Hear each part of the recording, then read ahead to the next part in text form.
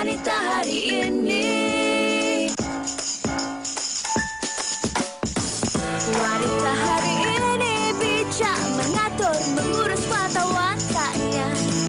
Usahawati, ibu, istri, permaisuri.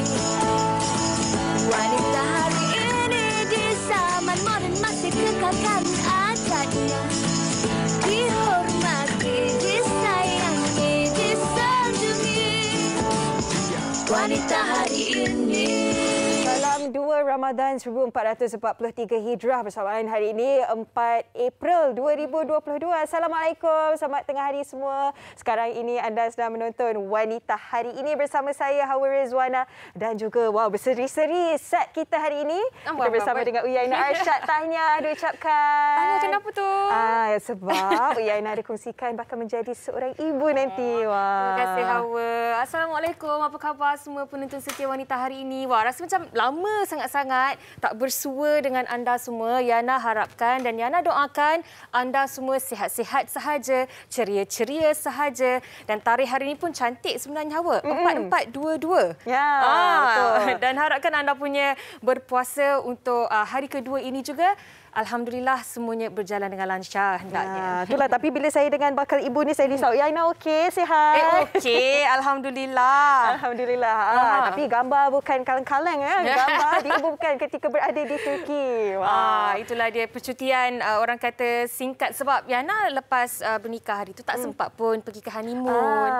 Jadi ini kira macam honeymoon plus baby moon sekalilah. Untung baby tahu. Apa-apa pun saya juga nak meminta doa daripada kalian semua untuk terus mendoakan kesihatan, keselamatan Uyainah dan juga baby yang sedang saya kandungkan sekarang ini, dan juga kepada anda bakal ibu di luar sana yang bakal menimang cahaya mata. Selamat saya ucapkan, semoga dipermudahkan segala urusan.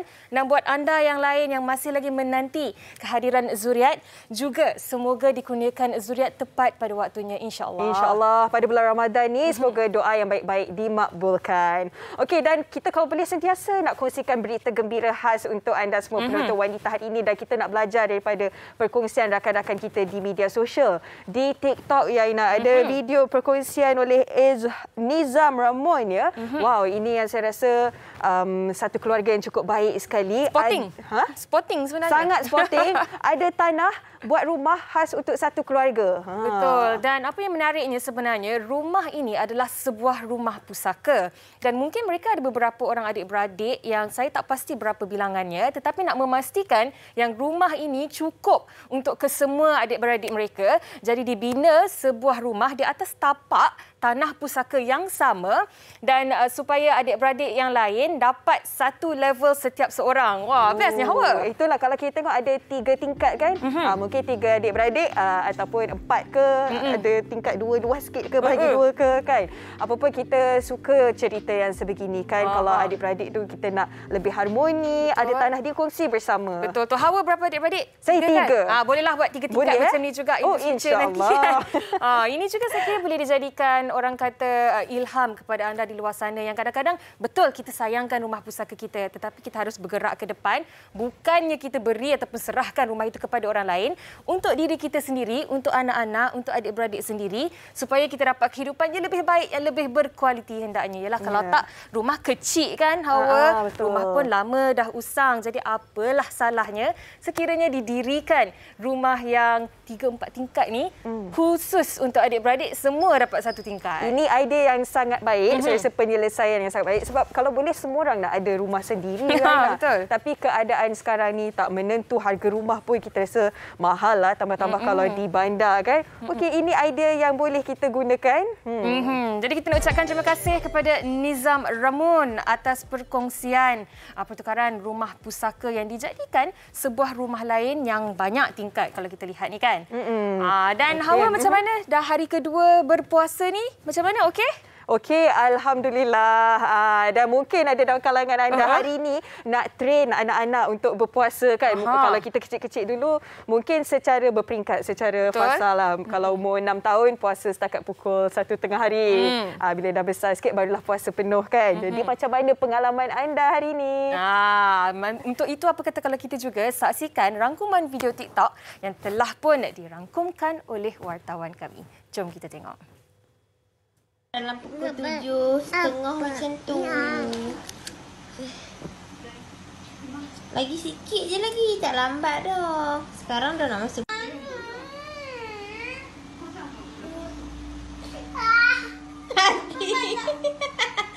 Janganlah adik. Kesian kat abang tu. Ya Allah. Kita dah sampai. Kat mana ni? Kedai ni nama apa? Gambar dulu.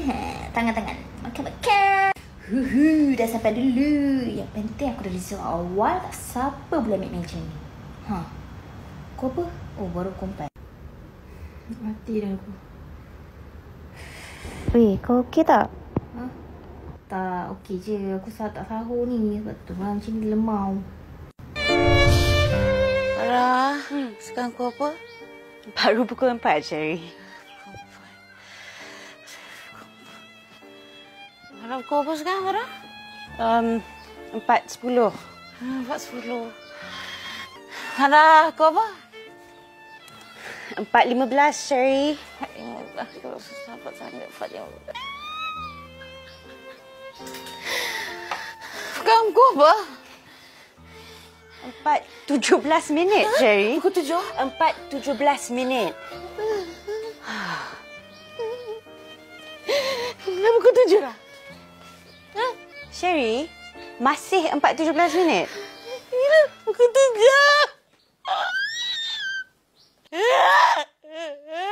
Cuba tengok jam tu betul-betul.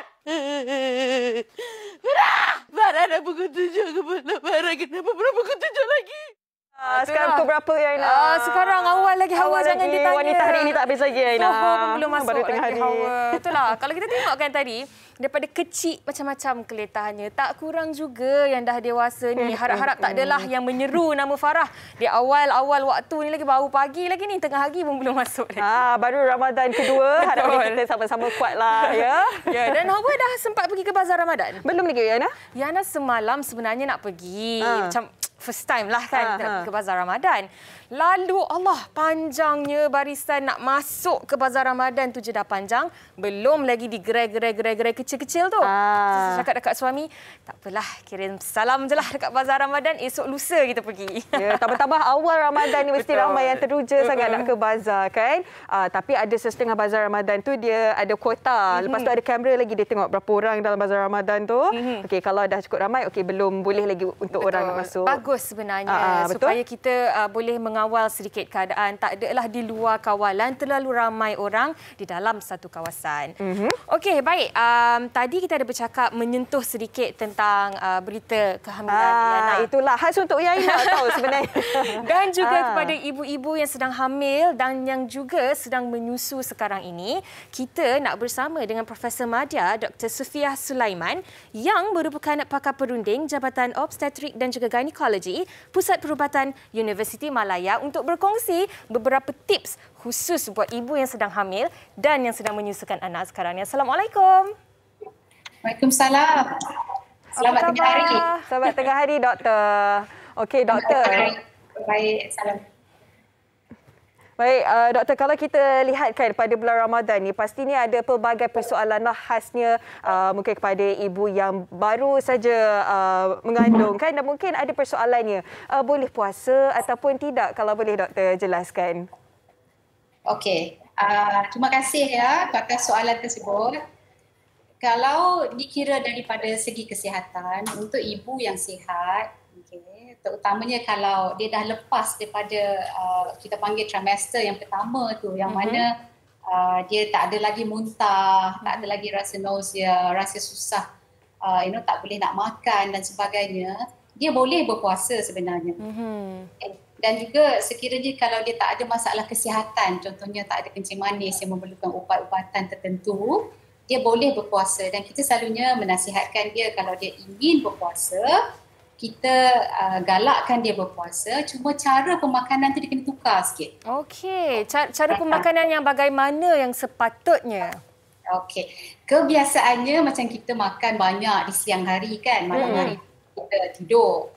Alright. Tapi dia macam kita berubah sikit sebab sekarang siang tu kita tak makan dan kita lebihkan sikit makan di malam hari. Maknanya perubahan tu contohnya kita makan sarapan pagi, lepas tu kita makan tengah hari dan kita makan petang atau dinner lah.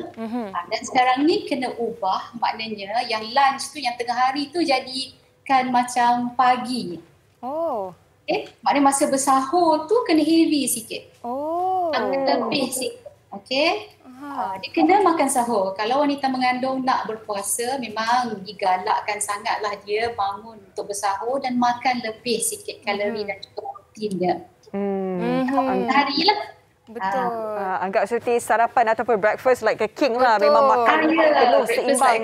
Betul. Bukan apa Prof, sebab saya kira ramai juga ibu-ibu yang sedang mengandung sekarang ni ataupun yang sedang menyusukan, diorang sayang sebenarnya nak tinggal puasa. Jadi kalau boleh memang nak berpuasa, tetapi orang kata perlu ukur juga kemampuan diri sendiri kan Prof? Kalau rasa diri tu dah tak mampu untuk meneruskan puasa pada hari tersebut, mungkinlah boleh untuk kita berbuka ya Prof? Tepat sekali. Betul sekali tu. Kalau tak mampu, jangan paksa diri. Okey, kalau cuba kadang-kadang ni dia fikir nak kena ganti puasa tu banyak dan sebagainya kan. Dia boleh cuba, tapi sekiranya tak mampu, saya rasa tak perlulah berpuasa. Okey, baik doktor. Tak apa, ada sepanjang tahun sebenarnya boleh nak ganti InsyaAllah boleh. Okey doktor, itu mereka yang hamil. Bagaimana pula mereka yang masih lagi menyusu kan, sebab difahamkan kalau mereka menyusu ni perlukan tenaga yang banyak. Doktor, macam mana ya? Okey, untuk ibu-ibu yang telah melahirkan dan nak teruskan penyusuan susu ibu kan, dia boleh berbuat begitu. Okay? Tapi seperti macam tadilah masa mengandung tu dia ubah style diet dia. Cara pemakanan tu kalau dia dah biasalah, dia kena tahulah protein dia kena lebih sikit sebab tu menentukan kandungan susu tersebut. Jadi kalau macam dia nak bersahur tu, lebihkan protein. Dari segi kalori yang biasa, karbohidrat tu macam biasalah. Tapi kalau dia nak berpuasa dan nak menyusukan, lebihkan protein. Pagi tu ambil contohnya kenalah mungkin makan telur 2 biji ke, campur dengan minum susu ke. Dan yang lebih penting lagi, kena minum banyak air. Sebab puasa ni kan dahaga kan. Betul sangat. Air tu yang saya maksudkan tu selain daripada susu sangat bagus. Jus buah-buahan juga sangat bagus. Air kosong sangat bagus. Dan seperti yang kita nampak dekat gambar tadi pun, tak mau minum kopi dan tea lah. Alamak baru je minum teh ais lah semalam Prof. Sebab yang tu semua orang kata apa? Buatkan lagi dahaga? Ya, akan menyebabkan kita lebih dahaga. Itulah dia. Dan kalau Prof boleh kongsikan juga antara tips lain khususnya yang dapat membantu ibu-ibu yang sedang mengandung dan juga ibu-ibu yang sedang menyusukan selain daripada pola pemakanan mereka. Apa lagi yang boleh mereka lakukan? Yang sangat penting saya rasa adalah support daripada suami dan keluarga. Itu maknanya sebab bila dia bersedia untuk menyusukan anak di bulan puasa ataupun mengandung dan berpuasa, maknanya dia kena kurangkan stres lah. Sebab bila orang susu ni kalau stres banyak, nanti kurang pula susu dia, tak boleh nak produce susu kan. Ya, betul. Kalau kita stres, sebab kita produk daripada susu tu semua daripada kita punya mental health juga. Jadi kurangkan stres, amalkan tidur yang cukup, tidur yang mencukupi, dan support daripada suami dan juga support daripada ahli keluarga lah. Maknanya tak adalah dia pagi-pagi nak sediakan sahur, nak jaga anak lagi. Stressful lah, saya rasa itu antara tips lain lah. Ya, kena ada kerjasama, bukan saja pemakanan kan perlu dijaga, kena ada stabil dari segi emosi dan orang sekeliling pun kena bantu. Terima kasih banyak-banyak kita ucapkan kepada Profesor Madya Dr. Sofia Sulaiman, pakar perunding Jabatan Obstetrik dan Ginekologi Pusat Perubatan Universiti Malaya. Terima kasih Prof bersama kami. Selamat berpuasa Prof. Assalamualaikum. Waalaikumsalam warahmatullahi wabarakatuh. Baik, itu sedikit sebanyak tips ya yang Prof berikan kepada kita semua, khususnya kepada ibu-ibu yang sedang hamil ataupun yang sedang menyusukan, dan juga tak lupa buat para suami yang harus sedikit sebanyak memberikan support system yang kuat kepada isteri, khususnya bagi mereka yang sedang mengandung dan juga yang sedang menyusukan anak. InsyaAllah. Okey, dan hari ini, hari Isnin, kita nak bergurau sikit lah, Uyaina. Oh, ya ke? Tapi kalau boleh, gurauan tu biarlah bertempat. Saya rasa kan semua orang sukakan gurauan, semua orang suka untuk dihiburkan ataupun terhibur kan. Tapi ada kalanya mereka ini bergurau dalam situasi yang tak kena. Betul tu. Kalau di Wanita hari ini kita ada beberapa orang host, pastinya yang kuat bergurau, yang kuat menyakat ni balong kita, itu Fahrin badut tu. Ahmad. Semua orang akan disakat oleh Fahrin Ahmad. Tetapi inilah yang kita katakan tadi, ada gurauan yang menggembirakan hati orang lain, yang membuatkan orang lain itu rasa gembira, rasa happy dan rasa dekat dengan kita. Tetapi berlaku juga situasi apabila gurauan itu tidak bertempat. Dan ini sebenarnya yang boleh menimbulkan rasa marah, rasa tidak puas hati dan dapat meregangkan lagi hubungan. Orang yang nak bergurau untuk mengeratkan hubungan, ini lain pula jadinya. Kepada anda yang sedang menonton sekarang ni, mungkin ada pengalaman peribadi yang ingin anda kongsikan bersama dengan kami tentang gurauan tidak bertempat. Mungkin boleh terus ke laman Facebook Wanita Hari Ini TV3 ataupun di Instagram kami WHI-TV3 dan tinggalkannya sahaja di ruangan komen. Sama-sama kita bincangkan selepas ini di WHI. Wanita Hari Ini. Hari Ini. Bagi tahu time lagi. Apa hang panggil dia Afnan? Panggil dia Anim sudahlah, dia ni adik saudara kok. Oh, Anim. Tapi Adam lagi rasa macam sedap dia panggil Afnan sebab lagi macam nampak anggun, sopan, santun. Sopan. Adam buat lawak ke? Adam buat lawak ke? Nyamuk. Nyamuk. Oh, nyamuk. Oh, sini memang rosak. Kat belakang tu yang nyamuk yang rosak. Dah bagi tahu dia orang kan suruh repair. Adam, joinlah kami makan. Kami baru je nak makan ni. Ni si Anim ni tadi duduk tenung je makanan tu. Mana tahu Adam join kami, ada selera sikit nak makan. Oh, tak apa ke? Boleh ke? Boleh lah, boleh. Tak apa, Adam ambil makanan dulu, nanti Adam datang balik. Pergi. Cepat sikit lah. Adam, sopan dia cakap kau. Apa? Dia tu buta kayu, buta mata, buta hati cakap kau sopan. Tak tahu ke kau tu macam kangaroo, terlompat sini, terlompat sana? Oh, bersama aku dengan kangaroo. Cakap sih mulut kau tu Ni tak mas musa tu. Asal duduk sini kenapa? Tapi kan, Andalusia, tu apa? Anak dara Datuk Lucy. Aku lempang kau lagi sia-sia je. Suka cakap aku. Jom. Okey, itu sedikit sebanyaklah sebagai contoh yang kita nak bincangkan hari ini tentang gurau tak bertempat. Dan saya pasti anda semua tahu apa yang berlaku di Amerika Syarikat kan pada minggu lalu apabila pelakon Will Smith bertindak untuk naik ke pentas dan menampar hos program ketika itu Chris Rock kerana bergurau tentang isteri Will Smith yang kepalanya botak disebabkan oleh penyakit ataupun kondisi kesihatan alopecia, dan itu ada pelbagai pendapat lah. Ada yang kata itu gurau tak kena tempat. Itu yang menjadi orang kata yang dikatakan oleh semua orang satu dunia. Berlaku juga dalam konteks kehidupan seharian kita. Yang bergurau tak bertempat ni berlaku setiap hari. Kadang-kadang ada yang memendam rasa, kadang-kadang meletus juga macam Will Smith hari itu kan. Jadi untuk membincangkan dengan lebih lanjut lagi tentang topik kita pada hari ini, dah ada dua orang jejaka yang dah tak sabar nak berlawan dengan kita. Hawa? Berlawan ke? Tak. Tim merah ada? Tim merah ada. Ini tim tak matching pula. Rumah lain. Kita bersama dengan Amin Idris selaku perunding motivasi yang tak asing lagi di set Wanita hari ini. Thank you. Assalamualaikum. Waalaikumsalam. Ramadan Karim. Ramadan Karim. Dan happy birthday. Selamat hari lahir yang ke jadi 14. 41. Tak apa, nampak macam 40 tahun muda. Nampak macam 40 tahun muda. 1 tahun je. Thank you. Baik, dan di sebelahnya yang berusia 39 tahun. Bukan. Bukan. Jangan buat lawak tak bertempat. Itu contoh gurauan. Jangan. Ada kata saya umur 12. 29 tahun 29. ya. Muda lagi dan masih macam lagi tak percaya kan? Macam tak percaya kan? Membuka ruang untuk menceritakan suri salon, betul? Ya, betul. Betul. Kita bersama dengan Daniel Zaini. Saya baru 19 tahun, actually.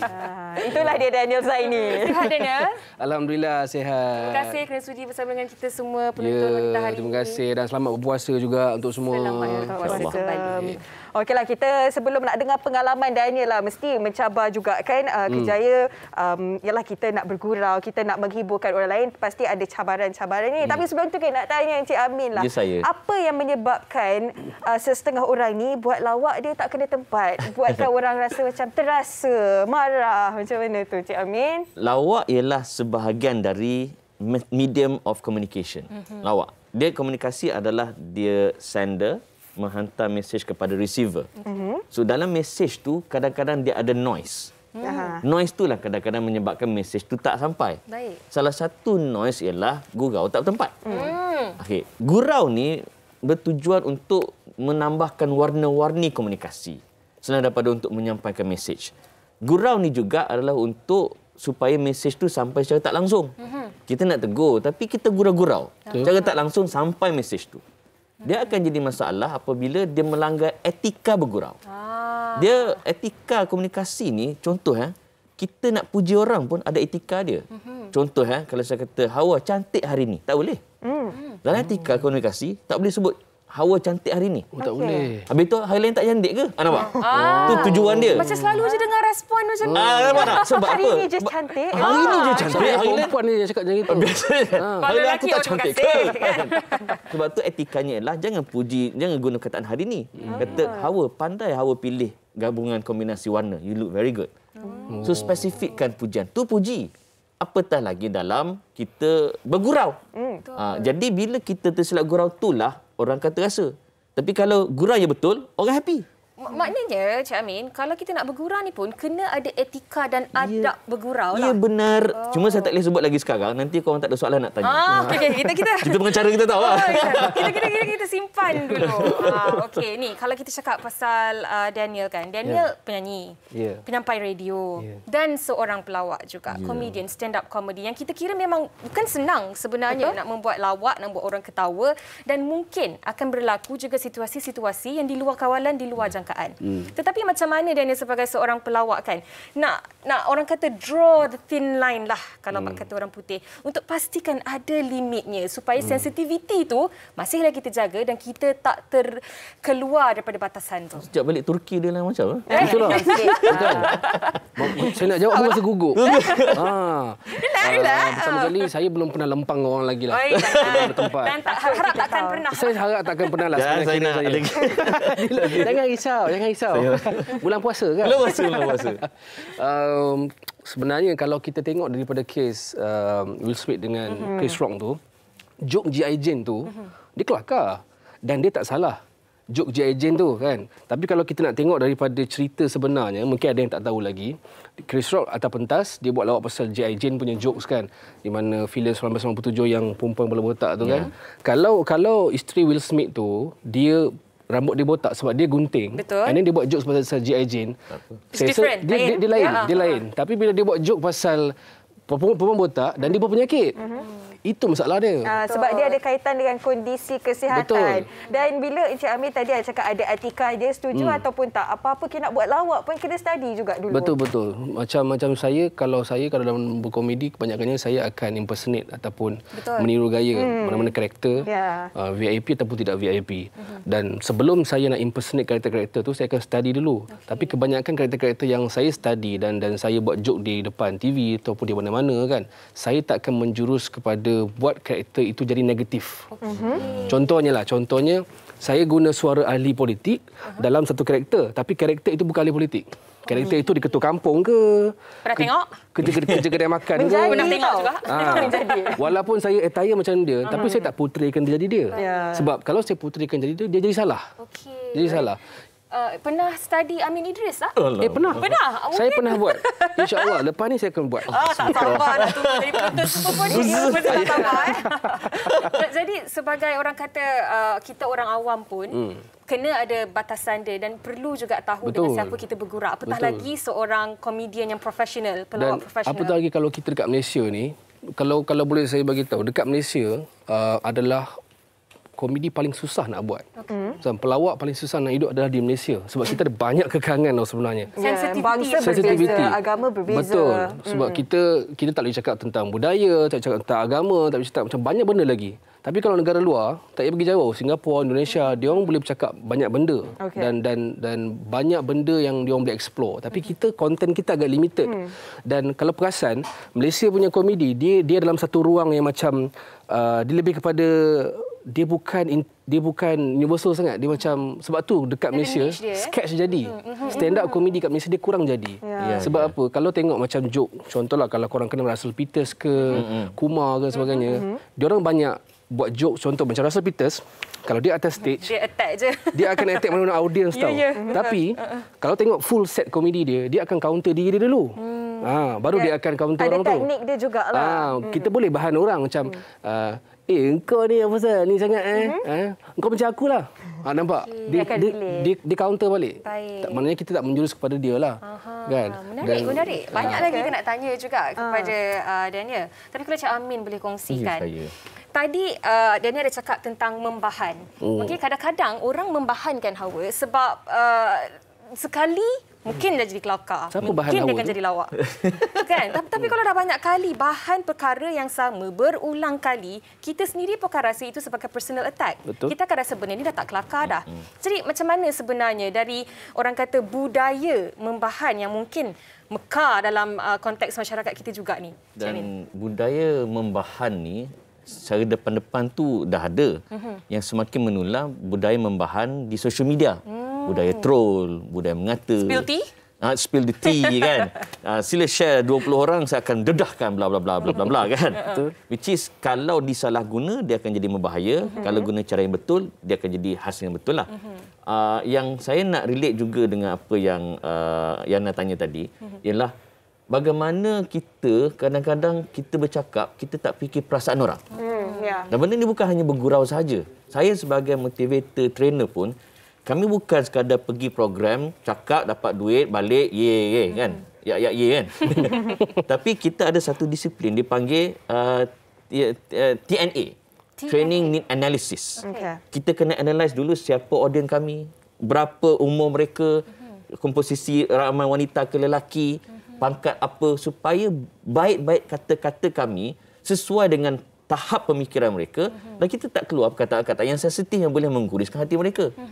Begitu juga bila bergurau pun, nak buat kelakar, kita boleh bergurau. Dalam agama membenarkan bergurau.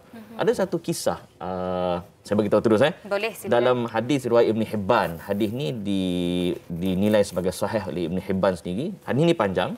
Tapi saya ringkaskan bab gurau ni, ada seorang lelaki nama dia Zahir. Dia orang Arab Badi, orang Arab Badui, orang kampung. So dia nak balik kampung tapi dia nak jual dulu bahan-bahan yang ada lebih dekat pasar. Dan dia rapat dengan Nabi. So masa dia tengah menjual di pasar, Nabi datang, pergi nyusut kat belakang, Nabi peluk Zahir. Nak sebut Nabi ni mesra dengan semua orang tak kira pangkat. Zahir terkejut, siapa ni? Bila dia tahu Rasulullah, dia pun sandar pada Nabi. Nabi pun gurau. Ni penting. Nabi kata, "Ma yashtari hadzal abad, ma yashtari hadzal abad." Nabi kata, "Lelong, siapa nak jual mamak ni? Siapa nak beli mamak ni kan? Jual, free kan?" Alah, comel lah. Comel, nampak tak? Nabi bergurau. Tak laku. Tak ada orang layan. Kata Zahir, dia kata, "Ya Rasulullah kan, ara'aitani bikasidan." Dia kata, "Ya Rasulullah, aku tak laku." Kan? Aku tak laku. Nabi jawab, "Walakinnaka indallah walakinnaka indallah bikasidan." Walakinnaka indallah bikasid.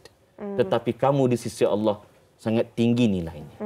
Masya-Allah. Daripada hadis ni kita belajar at least 3 panduan kalau nak gurau. Pertama, jangan hina orang. Kedua, jangan melampau. Ketiga, jangan menipu. Gurau boleh, jangan menipu. Macam kes tadi, bila dah berulang-ulang bahan, dah melampau. Betul. Itu ditegah oleh agama.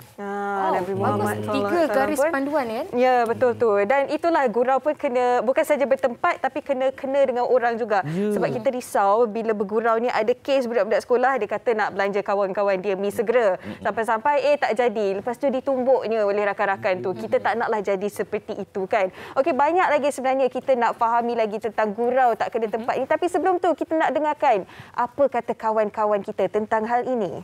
Jom kita tengok. Gurauan yang tak boleh diterima dan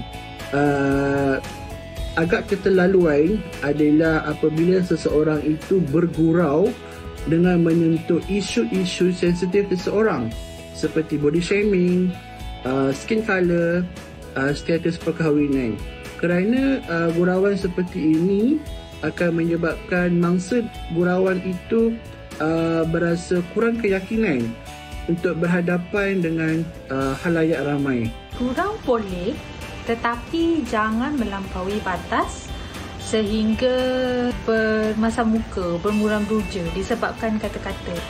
Maksudnya bila you nak bergurau tentang someone, make sure gurauan tu tidak menyentuh sebarang sensitiviti perkauman, tidak menyentuh sebarang status kewangan, ya. Jadi bila kita bergurau pun kita kena fikir dulu apa yang kita cakap tu adakah akan mengembirakan seseorang itu ataupun mampu mengguris perasaan seseorang. Sebab itu bagi saya dia sensitive issue lah bagi orang lain juga, macam buat body shaming, pasal cara bercakap pun kadang-kadang boleh jadi isu juga. Contoh macam orang PLR. So itu pun agak sensitif lah. Hawa, itu dia tadi pendapat orang ramai tentang topik kita pada hari ini yang saya kira rata-rata bersetuju dan menyuarakan pendapat yang sama dengan panel kita pada hari ini yang berkata kalau nak bergurau perlu bertempat, perlu buat background check dan juga perlu tahu apa yang kita nak sampaikan tu supaya tidak mengguris hati orang lain. Tapi kan Daniel, sebagai orang kata komedian yang profesional, buat lawak, berada di hadapan khalayak ramai, termasuk juga Cik Amin Idris kan. Kita kadang-kadang kita bergurau dengan orang yang dalam bidang yang sama dengan kita.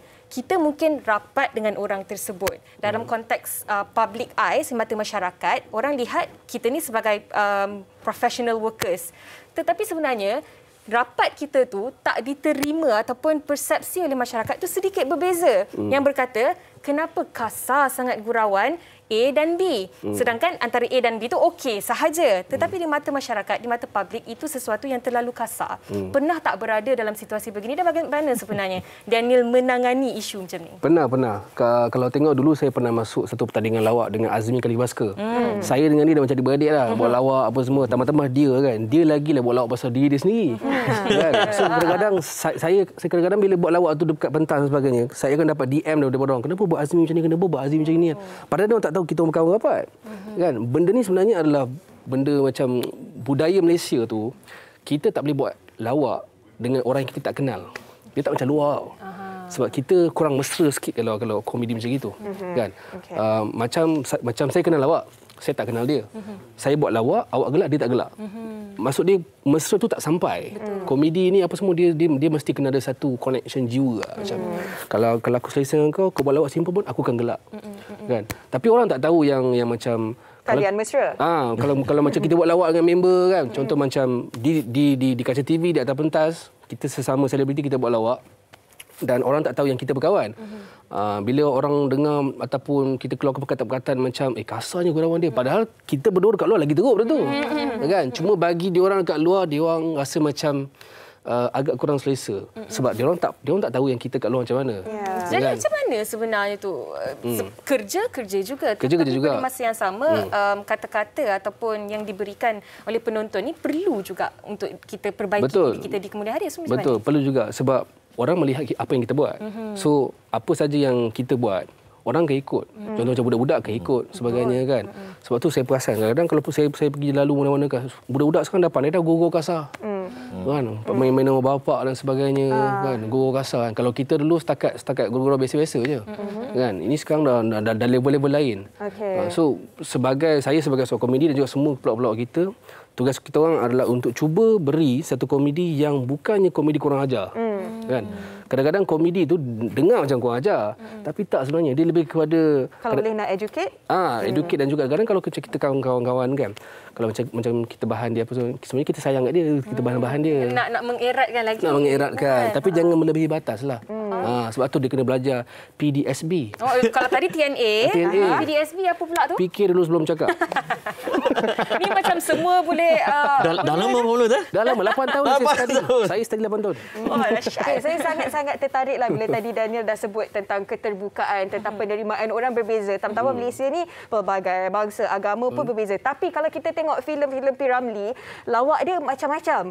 Kalau kita dengar sekarang, ini tak boleh, ini body shaming. Kenapa penerimaan orang berbeza? Adakah sebab zaman dah lain, Cik Amin? Saya rasa kalau P.Ramlee, sebab cara dia set up, dia bukan tiba-tiba terus bahan. Betul. Cara dia set up tu menyebabkan bila sebelum dia kata engkau kepala botak contohnya kan. Tapi sebelum tu dia upkan orang tu kan, dia puji orang tu, dia tunjuk kebaikan. So bila kita kata kau botak, kita kata alah gurau lah tu. Betul. Maknanya benda tu dia bukan mari pak macam tu je.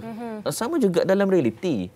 Dalam kes saya orang Kelantan, kalau kita jumpa orang Kelantan sama Kelantan, lagi kurang ajar dia bercakap. Contohnya dengan izin para penonton. Bodoh Nathan ni lama tak jumpa Nathan. Maknanya bodoh Nathan ni lama tak jumpa binatang kan. Orang luar tengok, astaghfirullahalazim kan. Tapi bagi orang Kelantan itu tanda mesra. Dan cara sebut bodoh orang Kelantan dia lain. Kalau mesra dia sebut slow je. Bodoh Nathan ni. Dia lembut. Tapi kalau dia nak marah, bodoh. Itu betul-betul maki. Kalau macam saya cakap budu, budu apa kilo bagi budu tu lah. Jangan sebut makanan waktu tengah-tengah hari ni. Semua lagi ni. Poinnya ialah dalam kita hidup bermasyarakat, dia satu kena ada elemen faham memahami. Budaya Kelantan kena faham budaya Penang. Budaya Penang kena faham budaya Terengganu. Dan Terengganu kena faham budaya KL. Bila kita ada saling memahami ni, kita dapat mengelak buruk sangka. Kita dapat mengelak syakwa sangka. Dan kita dapat mengelak daripada bergurau yang melampau. Tapi kan kalau macam kita, sesama kita juga, kadang-kadang kita orang kata terbabas ataupun terkeluar pada batasan gurauan tu tanpa kita sedar. Pernah ataupun tidak berlaku kepada Daniel ketika dalam orang kata acara yang profesional, acara yang ditonton oleh ramai orang, berlaku situasi sebegitu. Apa tindakan susulan? Minta maaf dengan orang itu ke? Ataupun buat permohonan maaf secara umum ke? Ataupun bagaimana orang kata supaya... kena kecam dulu ke? Tak adalah mengeruhkan keadaan tu. Lagi panas. Tak pun tunggu surat saman sampai. Tunggu surat saman sampai. Risau. LOD, letter of demand kan? Betul. Dia ada dua cara. Kalau kita on stage, kita buat jokes dan joke tu terlepas dan dia dah mengguriskan hati someone. Kalau kita masih, dia dua cara. Salah satu dia kalau kita masih lagi di atas pentas, kalau kita dah tersilap cakap, kita counter balik. Nanti kita counter balik. Contoh macam kita bahan dia, kita bahan diri kita balik. Bang, gurau je. Kau pandai balance lah balik. Satu lagi kau minta maaf. Tapi kalau minta maaf kau pun tak diterima, kau tunggu je lah. Tunggu tu banyak maksud tu. Tunggu apa sebenarnya? Tunggu je lah. Tunggu. Perlu takut ke? Tunggu je lah apa yang tindakan dia akan buat. Sebab itu apa saja yang kita buat di atas pentas, sebelum kita nak memberi sketch ke, nak keluarkan konten dan sebagainya, kita kena tengok siapa audiens kita. Kan? Kadang-kadang ada setengah audiens yang dia tak suka jenis konten macam ini, so jangan bawa. Ada setengah dia tak suka kontennya, jangan bawa. Kan? Sebab lain demografik, lain orang punya pemikiran. Mentaliti dia lain-lain, dia tak sama. Macam joke macam saya buat dekat Malaysia ni, kalau saya bawa pergi Indonesia tak kelakar. Krik-krik tak kelakar. Sama juga dia orang kalau buat datang sini pun sama tak kelakar. Kan? So dia lain. Konten tu lain-lain sebenarnya. Dan apa yang dikatakan oleh Daniel, Cik Amin dan kita juga Hawa sebagai pengacara, ada perkara-perkara yang sensitiviti perlu kita jaga. Tak boleh terlebih daripada batasannya. Walaupun kita bukan pelawak lega sebenarnya, risau juga. Tapi takut salah keluar kan? Salah faham, salah diertikan. Okey, dan Cik Amin, ramai orang cara mereka gurau berbeza dan kita ni tak boleh nak ubah orang lain. Ya, betul. Jadi kita ni sebagai orang yang penerima, orang yang terkena, macam mana untuk kita hadapi orang yang gurau tak kena tempat supaya kita tak sensitif, tak nak keruhkan lagi keadaan secara ringkas dia, Cik Amin? Dalam kes isteri Will Smith, saya memahami situasi dia. Dia mengalami alopecia areata, keguguran rambut pada area tertentu. Sebab saya pun sedang menderita sakit tu. Handsome je, Cik Amin. Dia colour sikit ni. Sebenarnya dia ada botak kat sini. Tapi sedang dalam rawatan. Dah bulan ketiga. So it's not easy. So cara tindak balas isteri Will Smith tu, dia just macam tu, itu dah cukup sabar. Tapi suami dia dah hilang sabar. Itu episod lain lah. Okey, yang kedua, panduan pada kita semua, sama ada nak bergurau ataupun diguraukan, gini je. Kita nak cakap sesuatu ke nak bergurau sesuatu, pertama, kalau kita berada di tempat dia, apa rasa kita? Satu, Dan andai kata kita cakap macam tu, anak kita dengar. Adakah itu contoh yang baik? Kalau kita pun tak sanggup anak kita dengar, maknanya perkataan tu tak elok. Wah, terus jadi rasa tanggungjawab tu nampak? besar. Anak orang mungkin, tapi kalau anak kita sendiri, kita jangan dengar. Maknanya perkataan tak elok. So, itu kayu ukur. Kalaulah kita tak erti sangatlah. Kalau susah sangat nak menilai satu kata tu betul atau tidak. Inilah orang kata kalau nak mengubah dunia itu sukar, tapi nak mengubah diri kita tu bermula dengan diri kita sendiri. Betul. Okey, baik, kita pun sebenarnya dah sampai ke penghujung perbincangan kita. Kalau boleh banyak lagi nak sembang ni, tips-tips oleh tetamu kita ni pun best juga. Nak banyak juga sebab daripada tu Cik nak Amir. jemput komedian mahal sebab dia punya professionalism. Dia kan pula. Kan? Ingat senang bagi orang kelakar. Sama juga dengan pakar motivasi. Tak mudah dan tak mudah. Dia lagi mahal daripada komedian. Okey, baik, kita ucapkan terima kasih kepada Daniel Zaini dan juga Encik Amin Idris atas perkongsian pada hari ini. Diharapkan sedikit sebanyak apa yang sahaja dikongsikan oleh anda berdua ni dapat memberi orang kata garis panduan juga, terutamanya kita dalam mengemudi bulan puasa yang masih lagi di awal Ramadan ni. Terima kasih banyak Cik Amin dan juga Daniel. Dan pastinya banyak lagi perkongsian akan kami bawakan kepada anda di Wanita Hari Ini. Jangan ke mana. Wanita Hari Ini.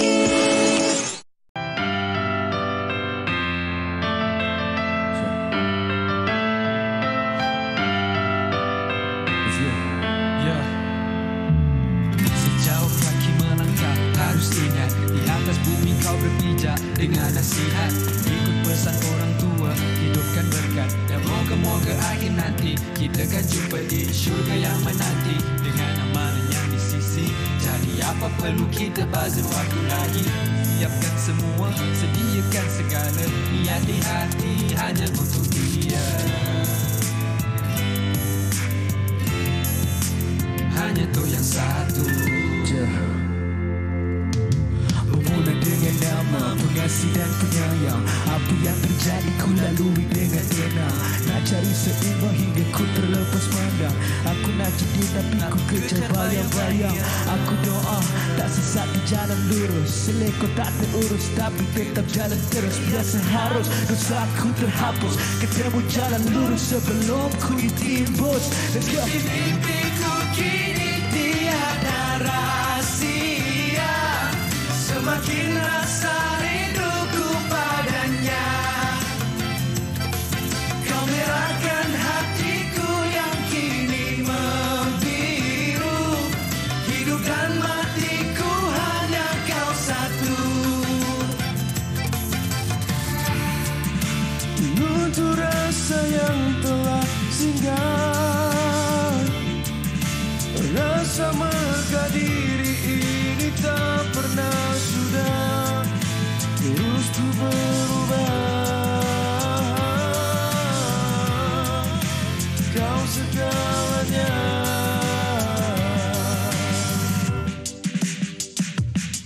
Mimpi-mimpiku kini tiada rahasia.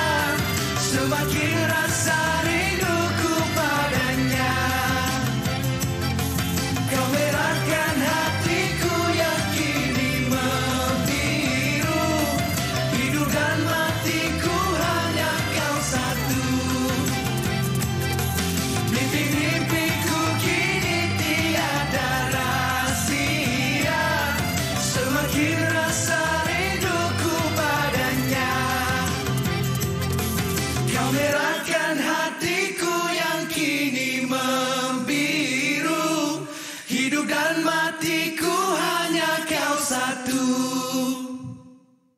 Wow, yang satu nyanyian Aman Nasim, Red Rahimat dan juga Arif Peter. Kejap lagi kita nak perkenalan yang mana satu yang mana. Tetapi, Assalamualaikum, apa khabar? Assalamualaikum warahmatullahi wabarakatuh. Okey, Aman Nasim. Ya, saya. Oh, di sana. Red Rahimat. Oh, di tengah. Dan Arif Peter. Okey, Ana nak ucapkan tahniah atas pelancaran lagu baru ni, yang satu. Terima kasih. Okey, setakat ini, macam mana respons daripada peminat? Tanya pada banyak peminat tu. Dia ikut ni. Yang hujung sekali tak ada. Mana-mana pun boleh jawab. Okey, penerimaan alhamdulillah okey, sebab kita menggunakan satu konsep yang basically lagu ni adalah ke arah ketuhanan sebenarnya. Cuma kita taklah pada ballad, melodi yang mellow. So kita nak bagi orang catchy song tapi message tu sampai sebenarnya.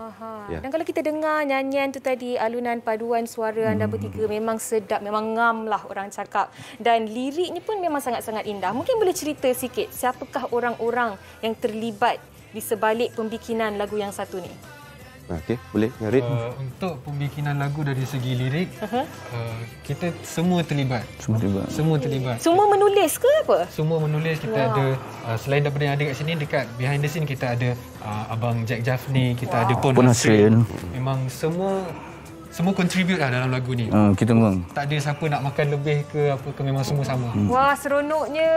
Tapi adakah ini pertama kali anda bertiga collab ataupun sebelum ni dah pernah bekerja sama ataupun macam mana? Saya pernah bekerja bawah dia sebab majikan saya. Tapi macam mana bila orang kata boleh dikatakan kolaborasi sulung lah ni kan anda bertiga? Betul. Macam mana perasaan dan harapan sebenarnya untuk lagu yang julung-julung kali berkolaborasi ni? Harapan kami lah sebenarnya. Harapan saya menyuarakan harapan yang sama. Harapan yang sama, semoga ramai dapat mendengar lagi.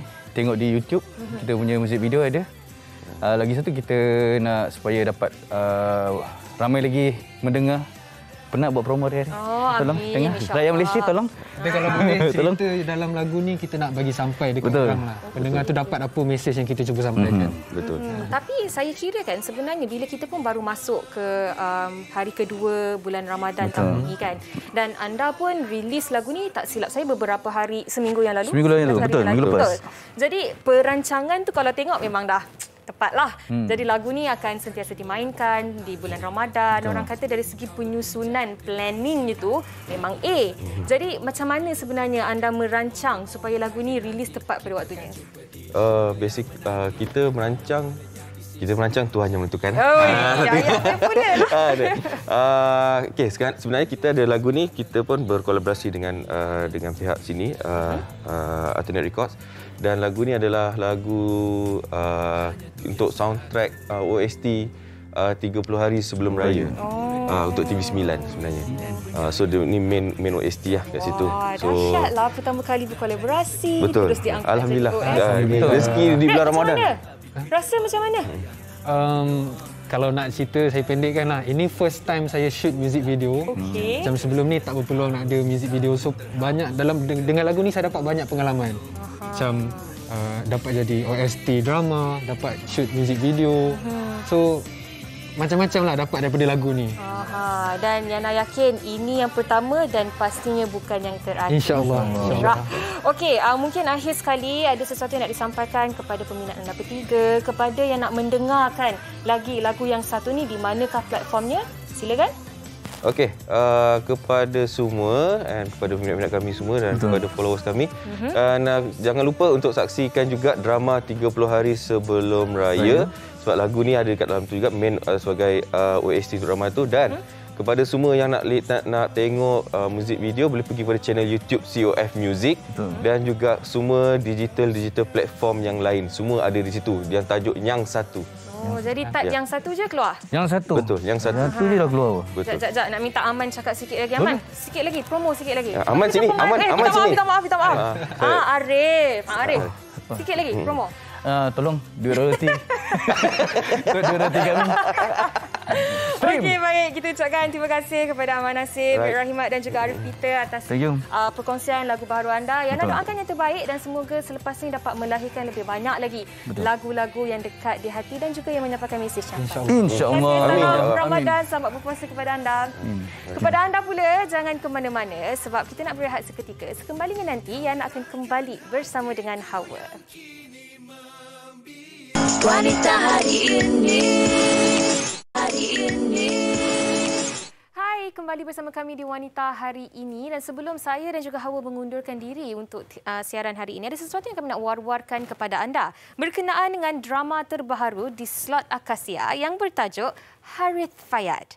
Kerana haloba, kau hancurkan segalanya. Jangan lepaskan peluang untuk menonton drama terbaru di slot Akasia, Harith Fayad, mulai 1 April 2022.